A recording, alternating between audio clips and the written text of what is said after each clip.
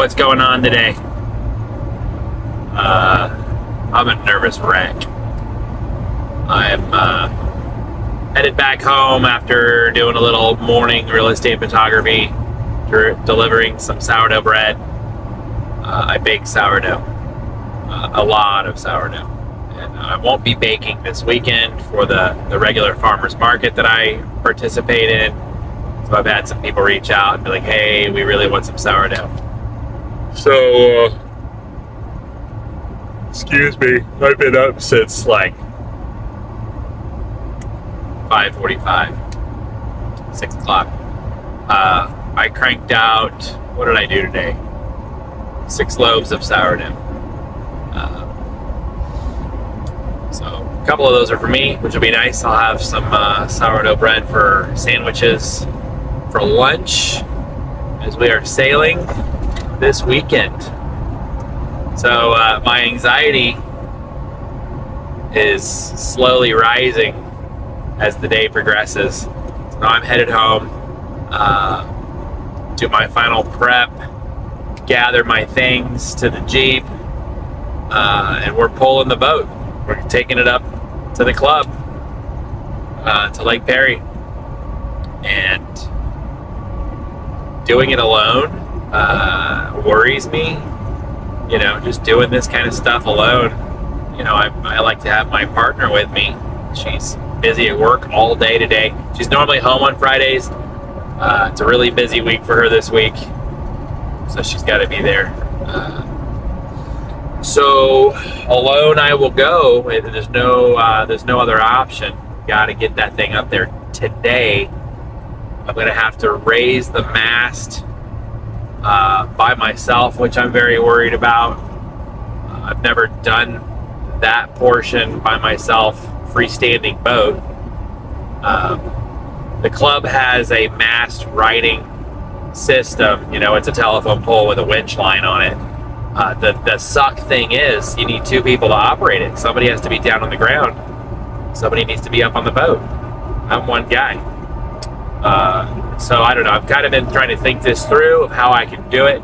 You know, I think if I put the back of the boat near the bimini, near the winch post, the vertical, I can lift the mast either towards the back or maybe towards the middle. If I just lift it maybe a foot, I can then, you know, it'll be a pendulum. It'll be kind of weightless in the middle. Then maybe I can adjust it to where I need it. I need to get the base of the mast down to the mast step and connect it, which means, you know, the back's got to be up off the boat considerably, which means it's going to be laying on the bimini, unless I can rig it so the Jeep winch line is connected to the big halyard and can pull it up a little bit and take the pressure off so the full weight of the mast is not on the bimini. This is going to be a juggle. My hope is somebody's at the club that will help me, and that's very probable because it's Friday.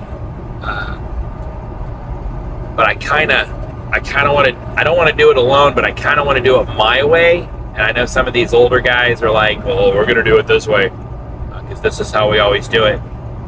I've never done it that way. I've never used the club's righting system for the mast to bring it all the way up, and I'm sure it works fine. But it being brand new to me, it makes me a little uncomfortable to do it that way. I'd rather kind of do it the way I've been doing it because I'm comfortable with it. I don't want the mast, you know, up in the air, hovering over the boat. That makes me nervous. Not attached to anything. I don't know. We'll figure it out when I get up there. Hopefully I can push through this little anxiety storm I'm having. That's the name of the game. I've had quite a bit of anxiety over the years, as you can imagine, through heart transplant and just the other junk going on in my life. At one point, when we were in retail with Phoenix Natural Wellness, we had 5 retail locations, and I would run product to these stores. I would visit the stores almost daily, at least every other day, make rounds, it'd take the entire day to go from store to store to store, picking up cash for deposits, moving stuff around, signing checks, all that kind of crap, the day-to-day. And the anxiety got out of control. I was freaking out because trying to maintain that and have a life at the same time, and trying to juggle that many moving pieces in my head is wildly difficult. So you learn to compartmentalize, basically, and stuff into little bags in your head, little category boxes, and deal with it one thing, 2 things at a time, and it becomes much more manageable. So that's what's going on right now. I'm almost back home, getting off the highway here to Baldwin. I'm going to prep a little lunch and take it with me, or maybe I'll eat it before I go. It's another, it's about an hour up to the club at high speed, driving fast, pulling a boat, and I'm going to be very careful. We won't be doing 60 with the boat behind us. It'll probably take me, I'd imagine, an hour and a half to get up there. And then hoping everything goes well with that transport situation, figure out how we're going to do the rest of it. So it's got to be done today. It's got to be done at the very latest, first thing in the morning. If I'm struggling with this and I can't get the mast up and there's nobody around, tomorrow morning's the other option.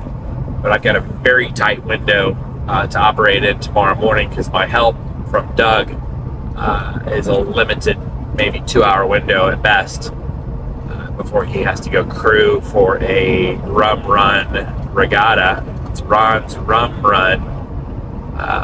It's a member that passed away recently, and they're doing it in his honor.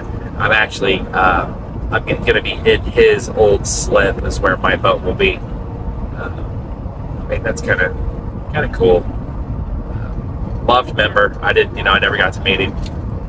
So that's that. So say some prayers, send good energy, make a wish for me, knock on wood for me, that the next 12 hours goes real smooth. I'll try to get some footage of the stuff I'm doing. If it's something I deem too dangerous to film with my phone, I won't probably film, just because last time I almost dropped the mast, and I didn't have my phone in my pocket. That was not cool. So being able to call for help if needed. But I'll check the situation out at the club and make sure, somebody will be around. Somebody's got to be there, and everybody's always willing to help. So we'll see what I can get. That's it. I'm bringing the drone with me, by the way, so hopefully we'll get a little drone footage of the club and the boat on the hard deck. And tomorrow, Susan's main priority is filming. Get me footage of putting the boat in. So adios. Talk to you later. Wish me luck. All right. Seriously, wish me luck. It should be uneventful, but I've never towed a boat before like this. Here we go.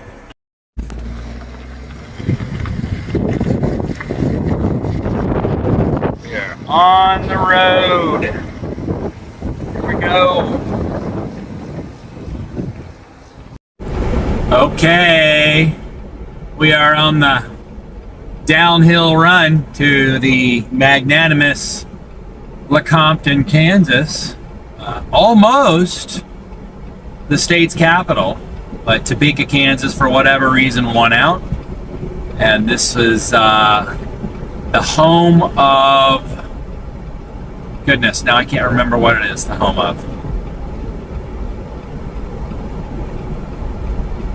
I think I want to say German Baptist Bible College. I don't remember now. It's something like that. Need to brush up on my Lecompton history.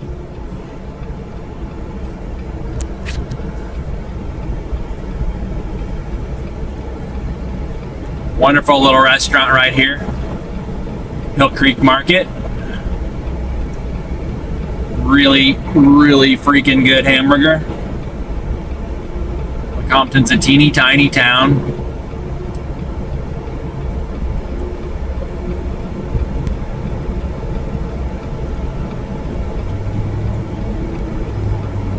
Oh, I'm breathing a little easier.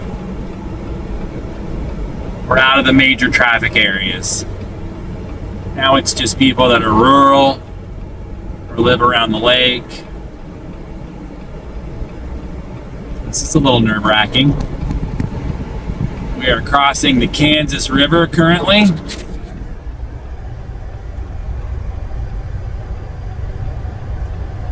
I've got a call coming in I need to take. From digital blah blah blah blah blah on a recorded message trying to sell me something. It's so annoying when they call you on an auto dialer and they make it sound like a person. There's a gap of time, you say hello, and they're like, hello? Are you there? Annoying. Shouldn't really be illegal to do that to people. Now we've crossed the Kansas River. We are coming into the town of Perry, Kansas.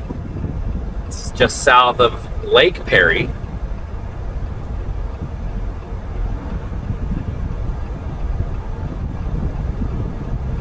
Surrounded by beautiful dry cornfields and bean fields.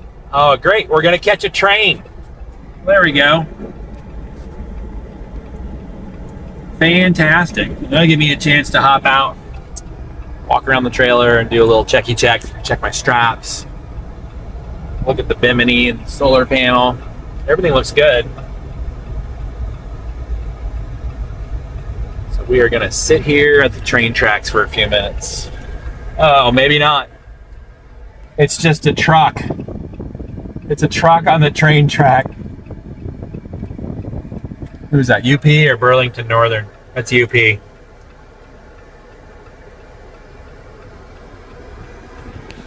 I guess we'll be underway here momentarily.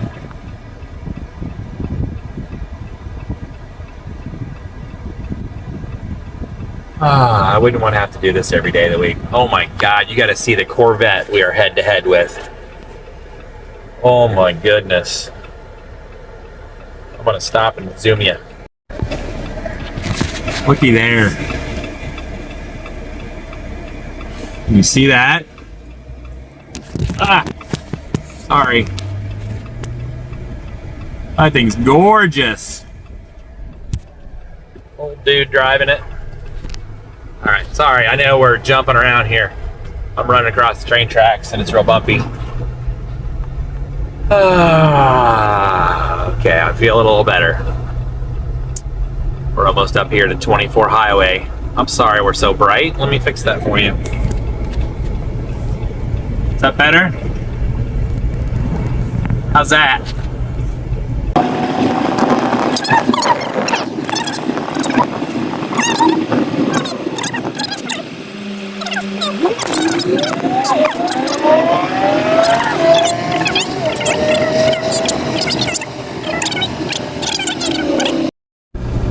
We've made the transition from 24 Highway to 237. I was totally incorrect on the road number earlier. So now this is where it gets really hilly and curvy. But there's very few people on this kind of roadway. It's very rural now. It is Friday and people are coming up to the lake for the weekend. It's gonna be hot. But I'm gonna do about 50. Susan is tracking me on Life 360 as we speak. She said, I'm glad to see that you're making very good progress in getting closer. It's probably another, I don't know, 15, a little less than 20 minutes. We ought to be rolling into the club. That'll be great. And then at which point I think I'll sit down and have my lunch. I packed a lunch and brought it with me.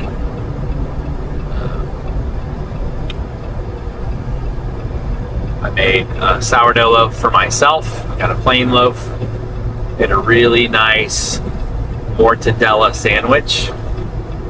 For those of you that don't know what mortadella is, it is fancy bologna with fat chunks in it and pistachio nuts. And it's delicious. There's a local company here in Kansas, in North Lawrence, that makes it, and they sell it to stores. But they make it on site. They distribute it kind of locally to shops and little stores. I don't know that it's in. Certainly, it's got to be in at least some grocery stores, but I never seen it. We just got passed. Anyway, they make fantastic products. And yes, fatted bologna with chunks of pistachio is delicious. It's an Italian thing. Mortadella. Yeah, it's good. It's gabagool. Sorry. Got heavy into the Italian chef thing.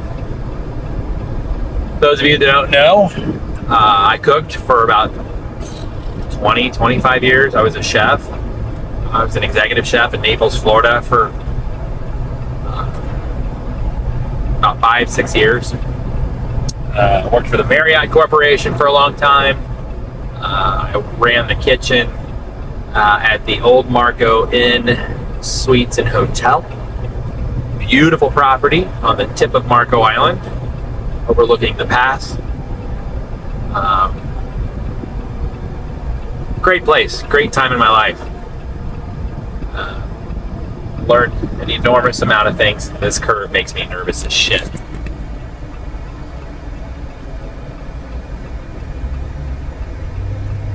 I know in my brain the boat's not going to roll over and go over the edge of the road on a curve, but it feels like it's going to.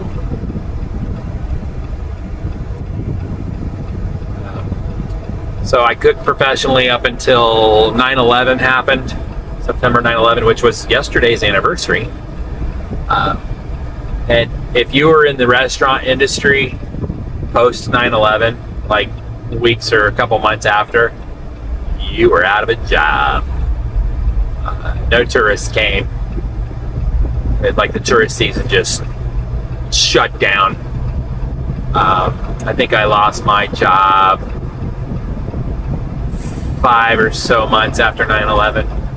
They kind of just fired everybody. And it sucked. So with a baby on the way, I had baby number 3 on the way, and I needed a job like tomorrow.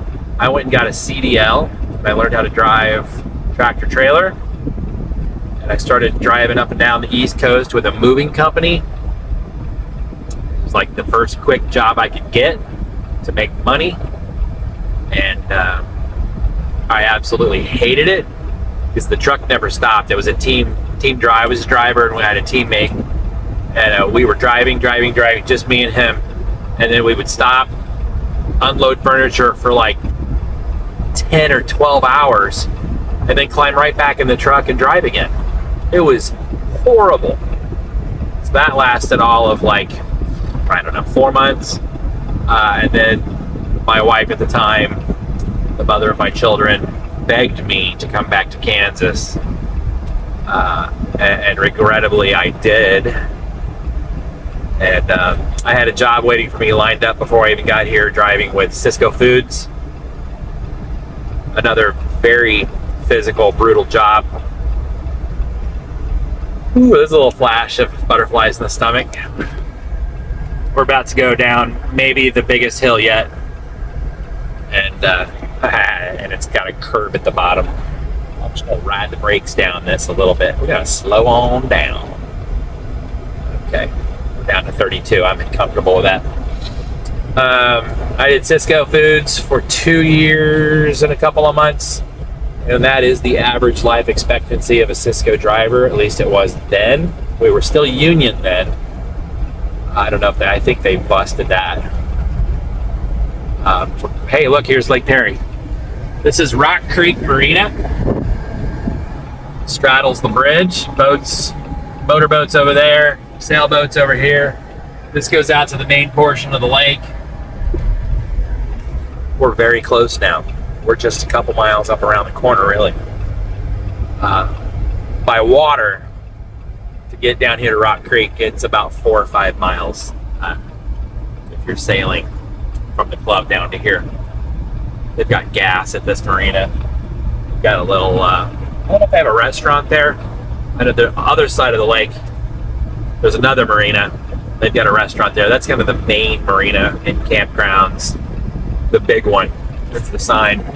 Rock Creek Marina Resort Boat Rentals.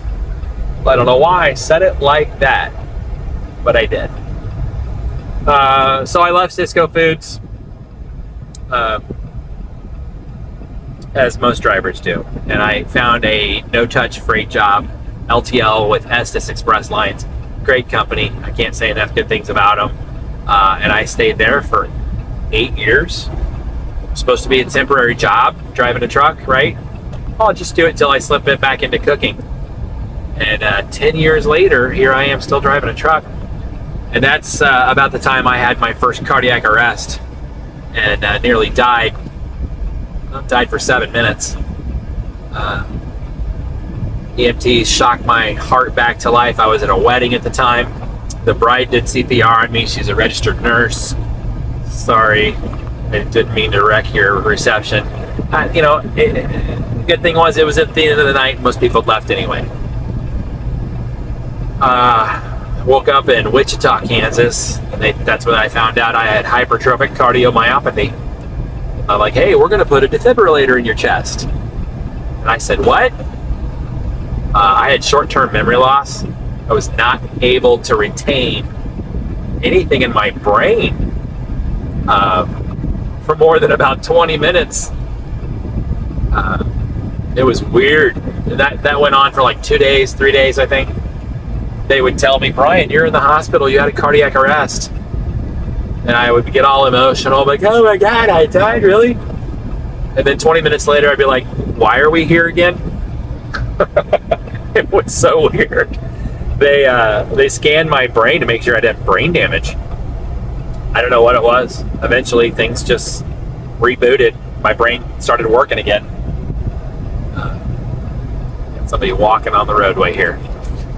Yeah, out here walking on the country roads. Dangerous. So that was the beginning of my story, really. Living with hypertrophic cardiomyopathy, that went on for,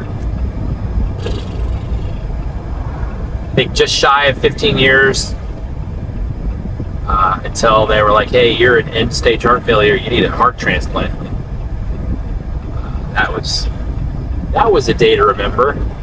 I got shocked. I was in the kitchen. It would be my second shock from my defibrillator.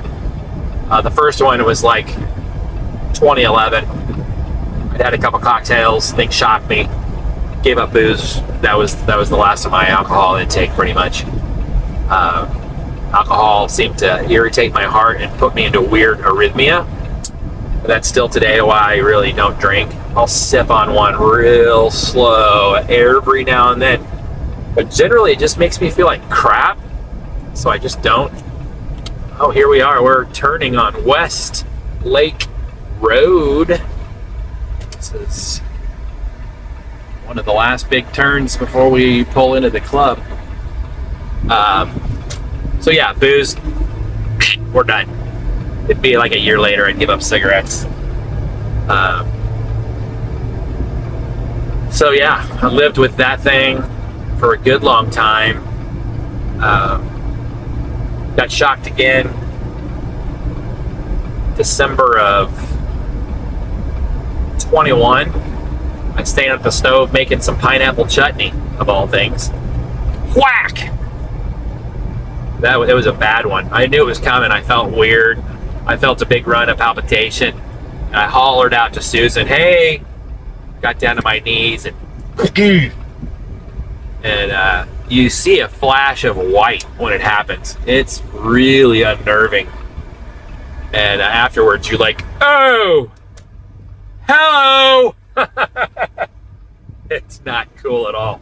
I still have post-traumatic. Well, I won't say I still, but for the longest time, I had post-traumatic stress from both of the shocks. It's that unpleasant. And for the longest time, I didn't want to leave the house. Oh, we got guineas on the road. Jesus Christ. I literally almost hit a guinea. Keep your damn guineas out of the road, lady. Did you see I'm towing a boat here? Christ. We're real close to the club now. Like 2 more turns and we're there. Talking helps. I'm still nervous. I bet my heart rate's still kicking. I feel like it's kicking. Kind of lost my train of thought there. Where were we? What were we talking about? Post-traumatic stress. So at post-transplant, I feel like that's finally kind of worn off because I don't have the thing anymore. My heart's fixed. I do get a little freaky when I have a palpitation run. Feeling like, okay, what's that? Why? What's that? Why is that? What's happening? It gets me a little anxious. Here we are, PYC.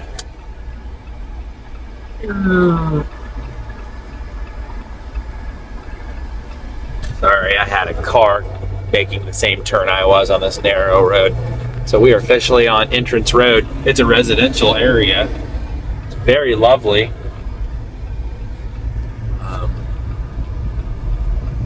Yeah, so anyway, the anxiety of all that's kind of thankfully gone. But I am intimately aware of my anxiety now when I have it. We have a close personal relationship now. For a long time, I didn't want to be that guy flopping around on the floor at Walmart, you know. So I didn't want to go a lot of places. That's changed pretty much. All right, here's the big last hill. Get my window down.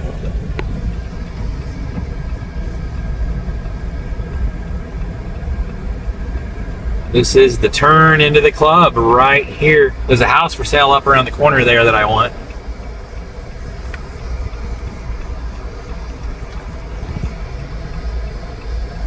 Of course, the gate's gonna close on me. All right, I'm gonna cut you loose here now. And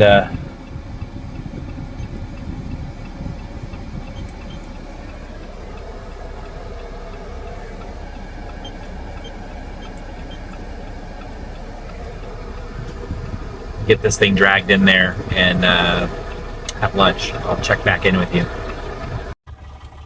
Well, I've spent the past 3 hours standing the mast, rigging, and all that crap, getting my crap ready. And like 3 guys at the club are like, let's launch this baby. So Joe is on the tractor and he's got the extension and we are backing down to the ramp. We're going to splash today. I'm excited. Woo. There's Joe on the extension. Huge extension.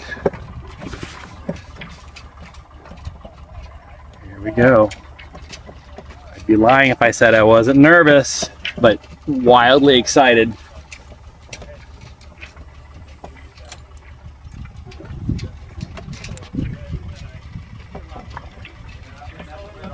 Somebody better grab that stick out of the middle. That log.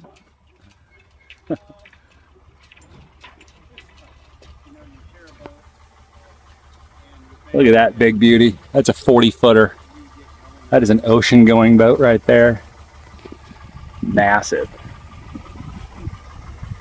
Pretty. Thank you. Here we go. Here we go from Joe.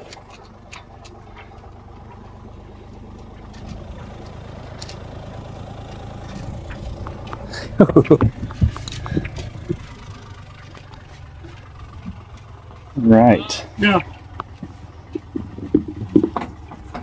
Here's a stern line, bow line on the edge.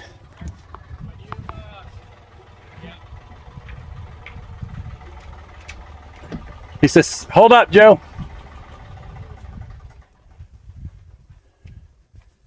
So when you let's grab a bow line and then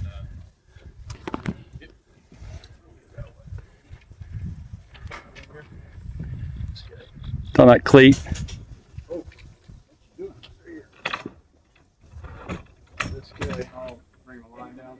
Okay. That way we can unclip them here, so no one has to be on the, so no one has to get wet.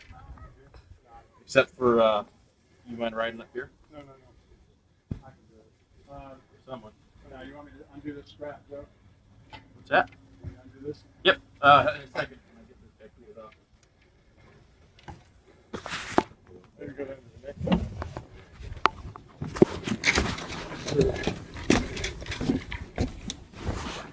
Couple of hitches and I'll be able to get it off.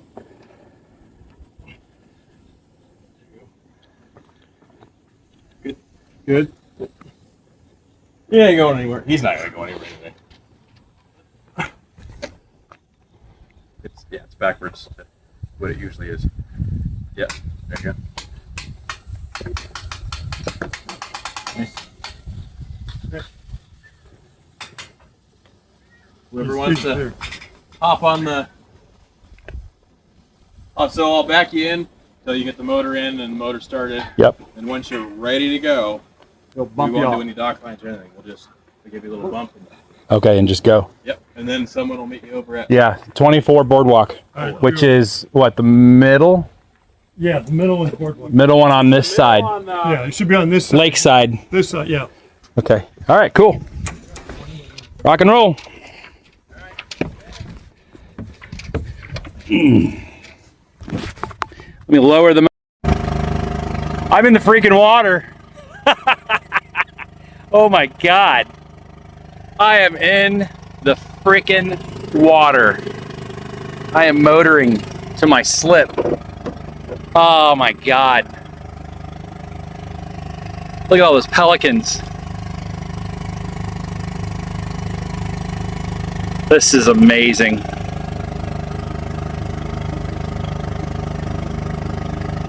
I can't believe this is happening right now.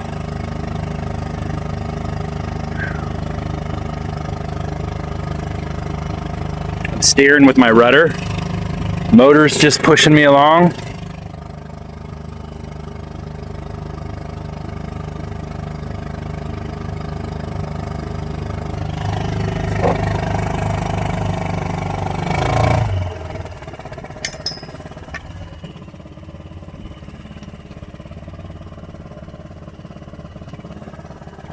This is going to be my first official dock, which honestly makes me a little freaking nervous.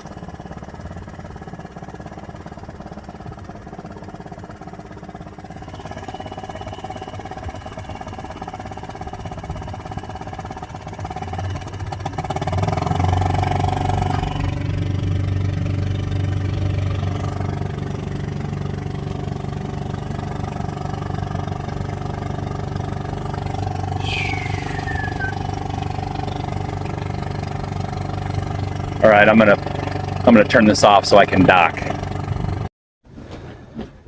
Oh man, I can't even believe she's in the water.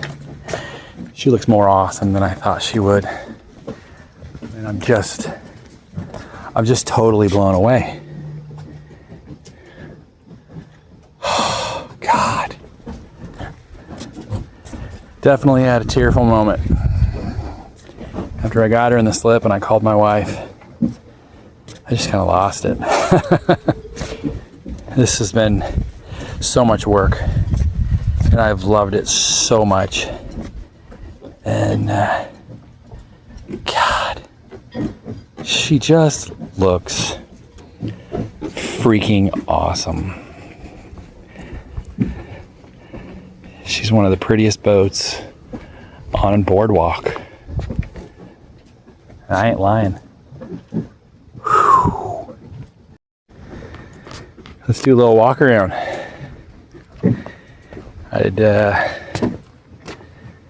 I'd go sail tonight, but there's absolutely zero wind, and I'd be single-handing my boat for the very first time, which would be like next level baller, but maybe a bad idea. So definitely had a tearful moment after I called my wife. And just the reality of the situation of 2 months very hard work, and she's my dream boat. She's in the water. God dang it, she looks good. Oh, I'm just thrilled, elated. Hate the little motor. So there's no reverse on this thing. You have to rotate the motor around, and the arm flips over, and that's how you go backwards. It's cumbersome because this little handle's way down here. Maybe an extension would be a good idea. Oh my gosh. I'm so freaking happy. So instead of waiting till Saturday, we did it tonight. 3 other club members were like, let's put that baby in. And I'm like, okay, if you don't mind. And my only casualty was my wind tells. It's the little arrow here. See that? Yeah, mine are gone. They must have flown off on the highway. I considered taking that off before I drove here, but I was like, nah, I think it'll be all right. Well, next time we bring down the mast, we'll replace those. Not a critical thing. I mean, I know where the wind's coming from, and I know where the no sail zone is. So, let me know what you think. Tell me in the comments. You think she's pretty? You think she looks good? I mean, I ain't lying when I tell you, she's one of the best looking boats here. I mean, that's a pretty one. Nice cover. Love that cover. My cover's ratty. But my cover only costs like 50 bucks. 40, no, I think I paid 30 bucks for it. So she's tied off, new dock lines, new snubbers, new spring lines, got my bags out. These winches, these straps, these ratchet straps are actually gonna go in the water. You can this guy's got a rope here that's kind of acting as a ratchet. Let me see if I can find one. Oh, this guy, he's got ratchets, but he's got this giant bumper here too. So this guy's got them. So you put your ratchet straps in the water like that, and you actually don't have to put them in the water. They can be in the air. I don't know why these go down, so maybe they're just sagging a little. But so yeah, ratchet strap here, crossed over there, ratchet strap here, crossed over there. And then so when you come into the slip, the ratchet straps stop you, they grab you, they're your buffer, which is awesome. So I'm gonna do that next.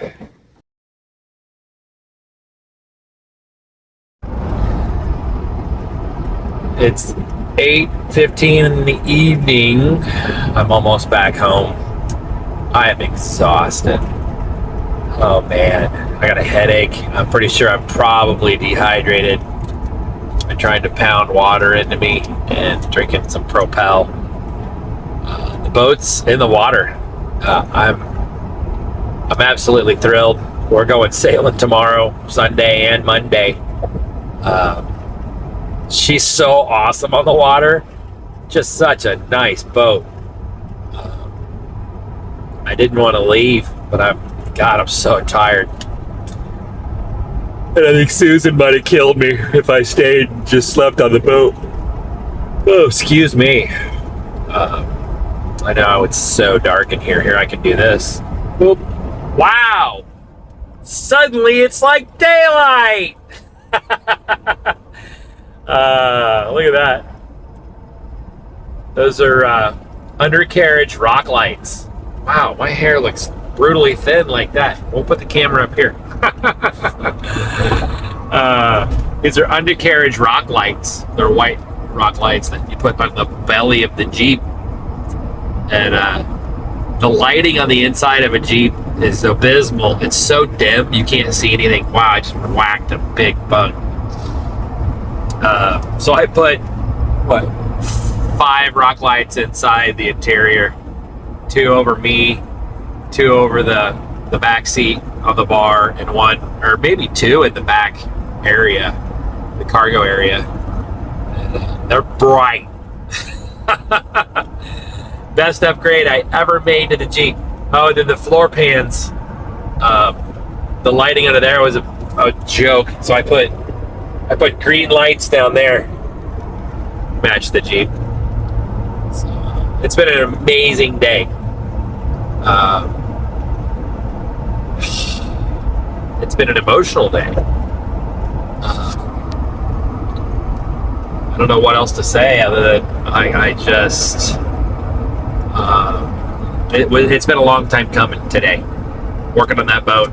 I mean, day in and day out, if possible, to work on it every day. I tried my best to do it. You know, some days just wouldn't allow it, or maybe it was raining, but I put an enormous amount of time into that boat and an enormous amount of money.